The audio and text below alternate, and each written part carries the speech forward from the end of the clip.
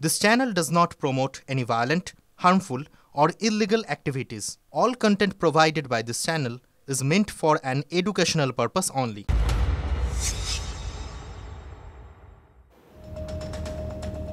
পদ্মাপাড়ে কট্টরপন্থীদের রক্তচক্ষু অনুপ্রবেশের সঙ্গে জঙ্গি গোষ্ঠীর সক্রিয়তার চিন্তা বাড়াচ্ছে। হাসিনা দেশ ছাড়ার পর থেকেই পরপর জঙ্গি নেতার জেল মুক্তি, ঢাকায় আইসিসের পতাকা হাতে ভারত বিরোধী স্লোগান আর সঙ্গে হামলার হুঁশিয়ারি। পরের পর ঘটনা ইঙ্গিত দিচ্ছে বাংলাদেশে মাথা তুলছে জঙ্গিরা।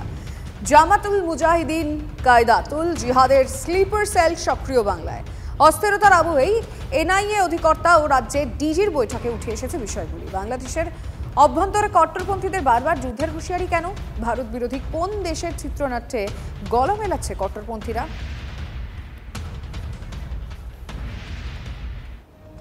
অন্যদিকে শান্ত বাংলাদেশ সীমান্তে অশান্তি পাকানোর একটা গভীর ষড়যন্ত্র চলছে। হ্যাঁ, ছবি পরিস্থিতি সে কথা উল্লেখ করছে, সেই দিকে ইঙ্গিত দিচ্ছে। বাংলাদেশের ঘোলা জলে ফায়দা তুলতে নেমে গিয়েছে পাকিস্তান, নেমে গিয়েছে চীন। পাক সীমান্তের ধাঁচেই জঙ্গি উস্কানি এবং অনুপ্রবেশের ছক। বেরুবাড়ি সীমান্তে অনুপ্রবেশকারীদের ঠেকাতে চ্যালেঞ্জের মুখোমুখি এখন বিএসএফ চ্যালেঞ্জ জানাতে পাচারকারী অনুপ্রবেশকারীদের হামলা। পরিস্থিতি সামাল দিতে গুলি চালাতে বাধ্য হয় বাহিনী। হামলায় এক পাচারকারী মৃত্যু হয়েছে। অনুপ্রবেশকারী হামলায় জখম এক বিএসএফ জওয়ান। নিহত পাচারকারীর বাড়ি বাংলাদেশের পঞ্চগড়ে। দুদেশের ফ্ল্যাগ মিটিংয়ে তীব্র আপত্তি জানায় বিএসএফ। আমি আরো একটু ডিটেল জানবো আর কি খবর রয়েছে। আমার সহকর্মী জ্যোতির্ময় কর্মকার এই মুহূর্তে আমাদের সঙ্গে রয়েছেন। জ্যোতির্ময়, এই ঘোলা জলে মাছ ধরতে যেভাবে পাকিস্তান এবং চীন নেমে পড়ছে বলে অনেকটাই দেখতে পাওয়া যাচ্ছে, এই মুহূর্তে সেই সংক্রান্ত কি আপডেট আর আসছে, আর কি খবর পাওয়া যাচ্ছে? জ্যোতির্ময়, শোনা যাচ্ছে না? কোনো কারণে যোগাযোগ বিচ্ছিন্ন হয়ে গিয়েছে। আপনাদের আরো একবার জানাবো, শান্ত বাংলাদেশ সীমান্তে অশান্তি পাকানোর এক গভীর ষড়যন্ত্র। বাংলাদেশের যে ঘোলা জল, যে পরিস্থিতির কথা বলছি, সেই ঘোলা জলে মাছ ধরতে ফায়দা তুলতে নেমে গিয়েছে পাকিস্তান চীন। পাক সীমান্তের ধাঁচেই জঙ্গি উস্কানি এবং অনুপ্রবেশের ছক চলছে। বেরুবাড়ি সীমান্তে অনুপ্রবেশকারীদের ঠেকাতে এই মুহূর্তে বিএসএফ চ্যালেঞ্জের মুখোমুখি। বিএসএফ অন্যদিকে চ্যালেঞ্জ জানাতে এই পাচারকারী অনুপ্রবেশকারীদের হামলা শুরু হয়ে যায়। পরিস্থিতি সামাল দিতে বিএসএফ গুলি চালায়। হামলায় এক পাচারকারী মৃত্যু হয়েছে। অনুপ্রবেশকারী হামলায় জখম এক বিএসএফ জওয়ান। মৃত পাচারকারীর বাড়ি বাংলাদেশের পঞ্চগড়ে।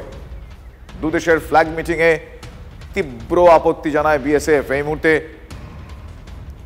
আপনাদের আরো একবার জানিয়ে রাখি, পাক সীমান্তেও একই ধাঁচে বারবার অনুপ্রবেশের চেষ্টা চলছে। জঙ্গি অনুপ্রবেশ ঘটিয়ে কাশ্মীরকে অশান্ত করার ছক করছে পাকিস্তান। এই মুহূর্তে আমার সঙ্গে রয়েছেন গ্রুপ ক্যাপ্টেন আর কে দাস। মিস্টার দাস, ক্যাপ্টেন দাস, এই মুহূর্তে যা পরিস্থিতি, সেই পরিস্থিতিতে দাঁড়িয়ে আপনার কি মনে হয়, কিভাবে আপনার অভিজ্ঞতা কি বলে, কিভাবে পরিস্থিতি সামাল দেওয়া যায়? কারণ যেভাবে ঘোলা জলে মাছ ধরতে নেমে গিয়েছে চীন এবং পাকিস্তান, ফলে সামাল দেওয়া দুষ্কর হয়ে পড়েছে। দেখো, যা বাংলাদেশের পরিস্থিতি এখন হয়েছে, যেই দেশকে ভারত স্বাধীনতা দিয়েছে, যেই দেশকে স্বাধীন করেছে, ভারতের সামরিক ক্ষমতা এবং গভর্নমেন্ট অফ ইন্ডিয়া ওদের সবকিছু ত্যাগ করে ওদের আমরা একটা স্বাধীন বাংলাদেশ করেছিলাম ৭১-এর যুদ্ধের পর। আজ বাংলাদেশের লোকেরা সেই জিনিসটা ভুলে গেছে এবং এটা অল্প না, বেশিরভাগ ওখানকার লোকেরা যারা নাকি মডার্ন জেনারেশনের, ওরা কিন্তু ভারতের যে পুরো এফোর্টটা ওটাকে একদম ওটা মানছেই না। এবং ওদের সে মধ্যে কি ভারত হচ্ছে ওদের শত্রু। এখন যে ডিসপেন্সেশন রয়েছে বাংলাদেশে, ওরা পাকিস্তানকে নিজের বন্ধু ভাবছে এবং পাকিস্তানের সাথে হাত মিলিয়েছে, চীনের সাথে হাত মিলিয়েছে। এবং যারা নাকি ওখানে যারা হিন্দু রয়েছে, মাইনরিটি রয়েছে, তাদের উপরে অত্যাচার তো চালিয়ে রয়েছে। ওরা ওখানে পুরো ক্লেনজিং, এথনিক ক্লেনজিং যেটাকে বলা হচ্ছে, একরকমের তালিবান শাসন, সেই ধরনের শাসন ওরা চালিয়ে যাচ্ছে। তার জন্য এখন ভারতের জন্য পলিটিক্যালি আর মিলিটারিলি আমাদের কিছু করার নেই, কেন কি এটা বাংলাদেশ একটা স্বাধীন দেশ এন্ড আমরা কিছু করতে পারি না। মিলিটারিলি আমরা কিছু করতে পারি না, পলিটিক্যালি আমরা খালি ওদের ওখানে এক রকমের প্রস্তাব রাখতে পারি আদারওয়াইজ এছাড়া আমরা ওখানে ভিতরে ইন্টারভিউ করতে পারি না। বন্ধুত্বের কথা বললেন, সেই বন্ধুত্ব বোধহয় ইতিমধ্যেই হয়ে গিয়েছে, কারণ আপনি প্লিজ সঙ্গে থাকুন, কারণ এখন যে খবরটা আমরা আমাদের দর্শকদের জানাবো এবং আপনাকেও সেই ইনফরমেশন দিয়ে রাখতে চাইবো, সীমান্তে তুরস্কের ড্রোন ওড়ানো হয়েছে। আচ্ছা, ইউনুস প্রশাসন এই ড্রোন উড়িয়ে ঠিক কি বার্তা দিতে চাইছে? স্পর্শকাতর এলাকা, অত্যন্ত সেন্সিটিভ একটা এরিয়া, যেখানে TB2 ড্রোন উড়িয়ে কাদের মনোবল বৃদ্ধির চেষ্টা করছে বাংলাদেশ? আমি গ্রুপ ক্যাপ্টেন আর.কে দাসের সঙ্গে অবশ্যই কথা বলবো, কিন্তু তার আগে আমাদের রিপোর্টার সুমন কল্যাণের থেকে এই বিষয়ে ইনফরমেশন নিতে চাইবো। সুমন, ঠিক কি ঘটেছে? মানে ওই এলাকা যে সেন্সিটিভ জোনের কথা বলা হচ্ছে সীমান্তে, সেখানে ঠিক কি দেখা গেছে?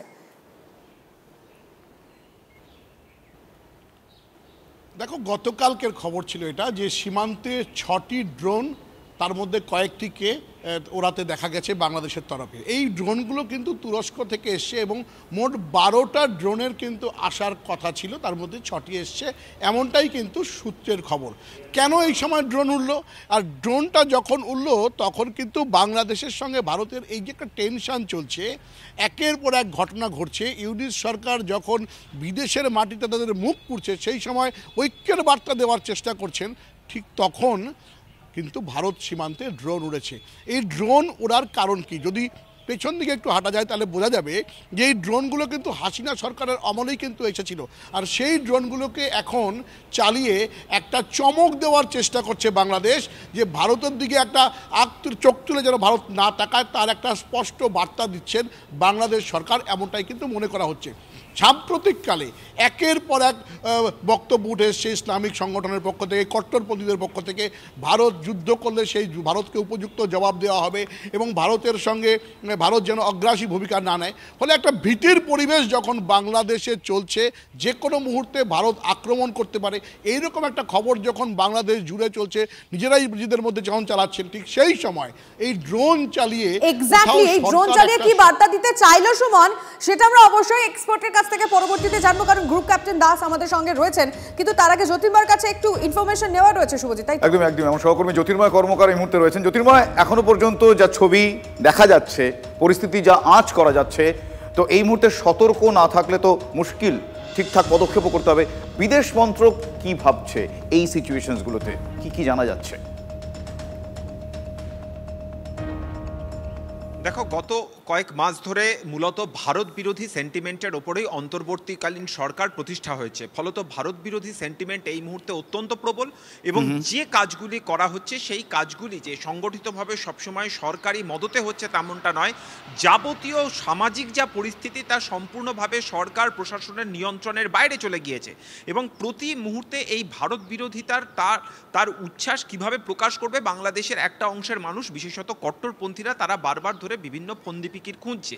কিন্তু এই প্রেক্ষিতে দাঁড়িয়ে মিনিস্ট্রি অফ এক্সটার্নাল অ্যাফেয়ার্স তারা কিন্তু যথেষ্ট সতর্কভাবে পা ফেলছে, কারণ কোনো পরিস্থিতিতেই ঢাকার সঙ্গে সম্পর্কের অবনতি হোক এমনটা ইন্ডিয়া চায় না। কারণ একটা বিষয় স্পষ্ট, 1971-এর মুক্তিযুদ্ধের পর থেকে বরাবর পাকিস্তান চেয়েছে যে বাংলাদেশের ভূখণ্ডকে তাদের করায়ত্ত করার, এবং তাদের মূল লক্ষ্যই ছিল বাংলাদেশের ভূখণ্ডকে যদি তারা আপাতভাবে ব্যবহারও করতে পারে, তাহলে ভারত বিরোধী তাদের যা যা জঙ্গি কার্যকলাপ, সেক্ষেত্রে অত্যন্ত বড় একটা সাপোর্টিং স্পেস তারা পেয়ে যাবে।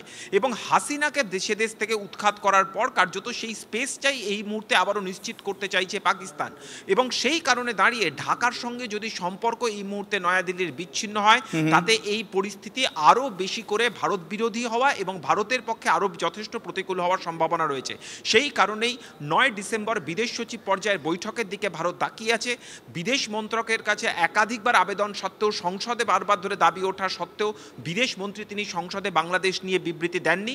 এটা অত্যন্ত ম্যাচিওর্ড, ক্যালকুলেটেড এবং পরিণত ডিসিশন বলেই কিন্তু কূটনৈতিক মহল একেবারেই তাই। এখন দেখার সময় কি বলে, তার কারণ এই মুহূর্তে পরিস্থিতি যথেষ্টই ভয়ে বাড়াচ্ছে। বিশেষজ্ঞরা কি বলছেন, যাদের এই বিষয়ে অভিজ্ঞতা রয়েছেন, লিমা আর.কে দাসের সঙ্গে বোধহয় কথা বলে একেবারে আমি একটু গ্রুপ ক্যাপ্টেন আর.কে দাসের সঙ্গে আরেকবার কথা বলতে চাই, কারণ একটু আগেই ক্যাপ্টেন দাস আমাদের রিপোর্টার সুমন কল্যাণ ভদ্র যে ড্রোনের ইনফরমেশন জানাচ্ছিল, যেখানে তুরস্কের ড্রোন TB2 একটা পাওয়ারফুল ড্রোন, সেখানে বাংলাদেশের মতো একটা দেশ যেখানে তারা সামরিক দিক থেকে দুর্বল এবং তারা এও জানেন যে ভারত এই মুহূর্তে সামরিক দিক থেকে কতটা শক্তিশালী, কোন মনোবলে, কোন শক্তিতে এরকম একটা পাওয়ারফুল ড্রোন ওড়ানোর সাহস তারা দেখাচ্ছে, কি বার্তা দিতে চাইছে এর মাধ্যমে?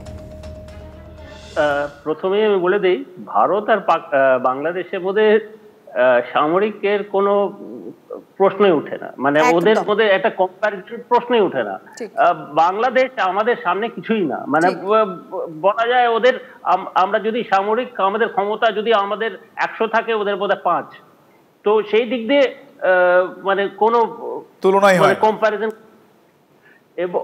এবার ওরা যে ড্রোন চালিয়েছে এবং চালাচ্ছে, ওটা নিজেদের দেশের মধ্যে, যে ওরা দে আর ফ্রি কান্ট্রি, ওরা নিজেদের দেশের মধ্যে যে কোনো জায়গায় চালাতে পারে, অ্যাজ লং এজ ওরা ইন্ডিয়ান বর্ডারে ক্রস না করতে পারে। যদি ইন্ডিয়ান বর্ডারে ক্রস করে, আমাদের কাছে যথেষ্ট রেডার আছে, আমরা ইজিলি আমরা ট্র্যাক করতে পারি। তো নিজেদের দেশের মধ্যে কি কারণে চালাচ্ছে, এবং ড্রোন বাই ইটসেলফ কিন্তু কোনো একটা ডেঞ্জারাস ওয়েপেন না, কেন কি ড্রোনের মধ্যে যতক্ষণ না আর্মামেন্ট হচ্ছে, যতক্ষণ না কোনো রকমের যেরকম ওয়েপেন্স থাকে, রিকগনিশন্স থাকে, ততক্ষণ ড্রোন একটা জাস্ট একটা সার্ভেলেন্সের জন্য ক্যামেরা দিয়ে কি হচ্ছে না হচ্ছে, ওদের দেশের ভিতরে কোথায় পাবলিক মিটিং হচ্ছে, কি হচ্ছে, ডেমনস্ট্রেশন হচ্ছে, এইসব নজর রাখার জন্য ওরা নিশ্চয়ই ড্রোন চালাতে পারে।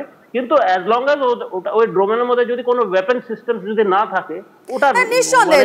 কিন্তু যে নজরদারি যদি ভয় দেখি থাকে বাংলাদেশ, তারা বোধহয় ভুলে যাচ্ছে যে এই মুহূর্তে ভারত সামরিক দিক থেকে কতটা শক্তিশালী। একটা যদি এদিক ওদিক হয়, তাহলে পাল্টা বাংলাদেশের কি হবে, সেটা আশা করি বাংলাদেশ প্রশাসন সেটা মাথায় রাখবে। গ্রুপ ক্যাপ্টেন দাসকে আপনাকে অনেক ধন্যবাদ।